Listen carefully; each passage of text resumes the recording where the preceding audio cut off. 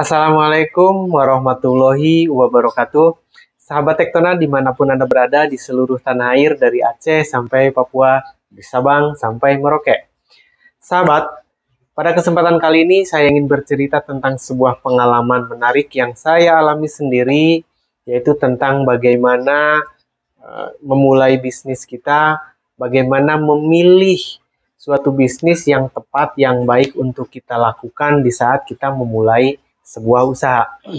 Sahabat Tektona, dimanapun Anda berada, tentunya kita paham dan kita tahu bahwa sebelum kita melakukannya, kita harus memiliki mental, kita harus memiliki kesiapan, kita harus juga memiliki semangat yang tinggi untuk melakukannya.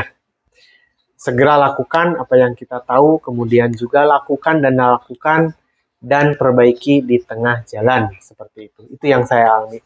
Tentunya pengalaman ini bisa jadi berbeda dengan pengalaman sahabat yang lain yang memulai usaha, kemudian mengembangkan dan bertumbuh seperti itu, sahabat semuanya. Sahabat semuanya, apa saja triknya, apa saja caranya, dan bagaimana kita mencari sesuatu bisnis yang tepat untuk kita lakukan. Untuk itu, jangan dulu tutup channel ini, mari kita simak sama-sama bagaimana caranya di video berikut ini.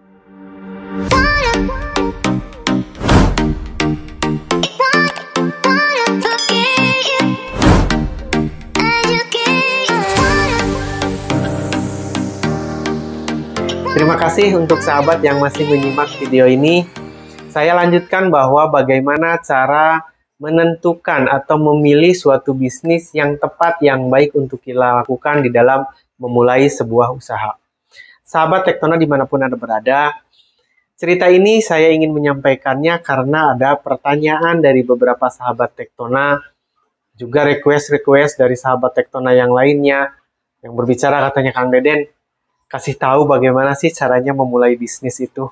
Kasih tahu sih bagaimana cara menentukan dan memilih usaha yang tepat untuk saya lakukan agar saya juga bisa melakukan bisnis. Dan itu ternyata sahabat-sahabat, pertanyaan itu muncul dari sahabat kita yang pertama ingin memulai bisnis. Kedua, ada sahabat kita yang sudah memulai bisnis tapi masih belum bertumbuh.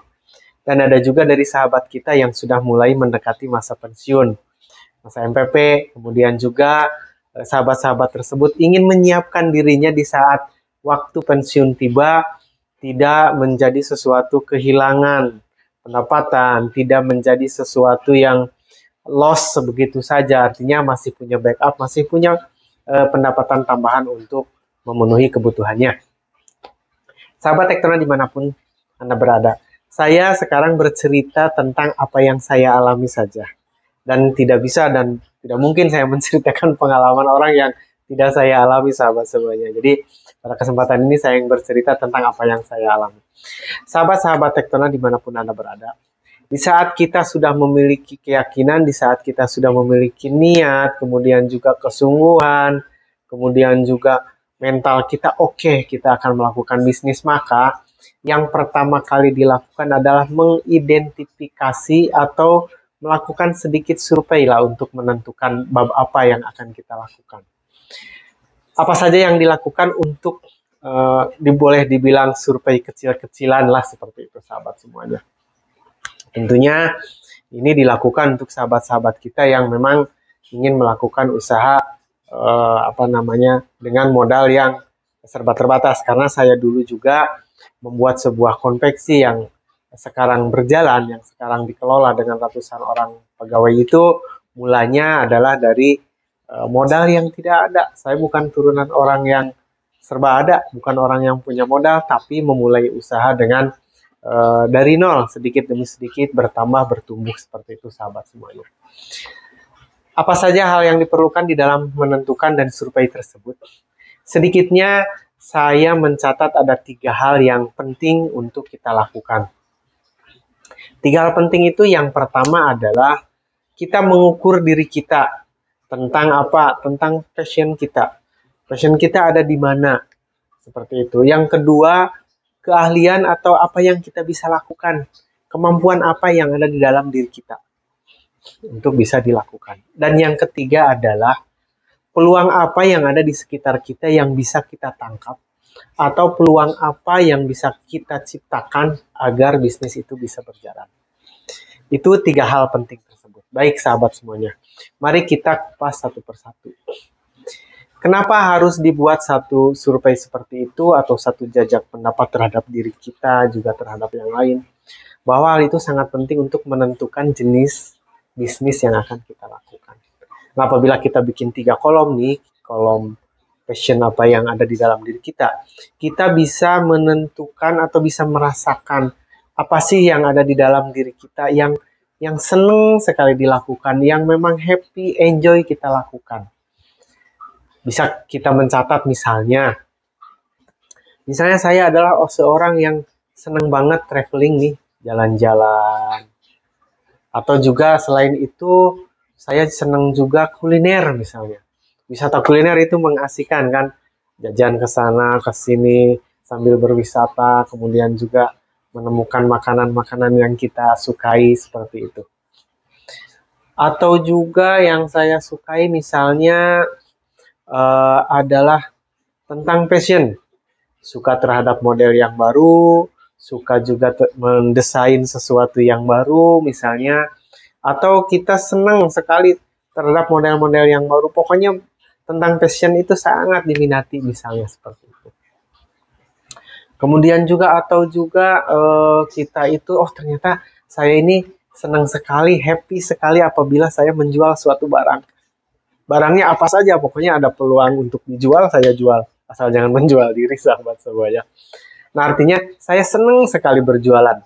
Tulis di dalam kolom passion. Apa saja yang ada di dalam diri kita.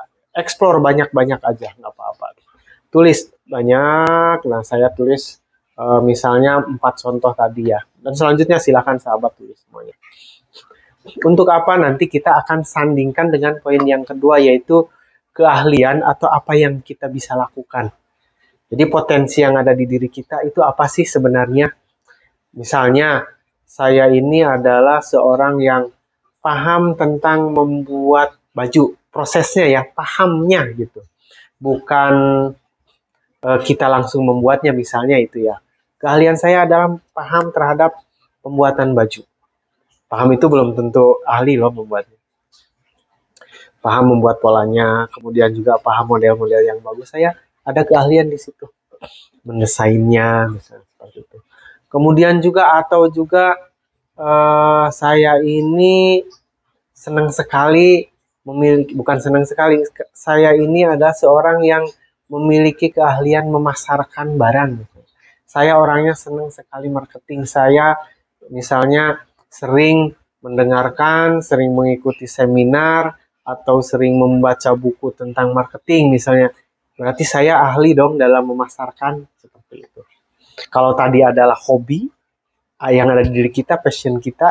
Nah, kalau sekarang ada keahliannya, yaitu memasarkan sebuah barang misalnya seperti itu.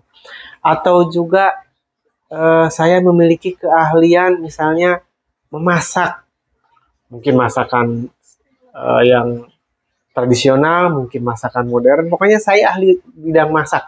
Saya bisa memasak, menu-menunya tahu, kemudian ahli, enaklah makanan masakan saya. Misalnya seperti itu. Atau juga keahlian saya adalah seorang penjahit. Kalau tadi kan pahamnya saja. Kalau sekarang ini ahli menjahit. Saya adalah seorang ahli yang bisa menjahit langsung jadi operator misalnya seperti itu. Dan bisa ditulis lagi keahlian apa yang kita miliki. Boleh dicatat sesuai dengan bakat dan keahlian yang ada di diri kita. Kemudian poin yang ketiganya yaitu peluangnya apa yang ada di sekitar kita, dicatat juga di dalam kolom yang ketiga. Nah, di dalam kolom yang ketiga itu misalnya peluangnya ada bahwa saya kenal beberapa orang sahabat di luar kita, di luar saya adalah ada para penikmat makanan.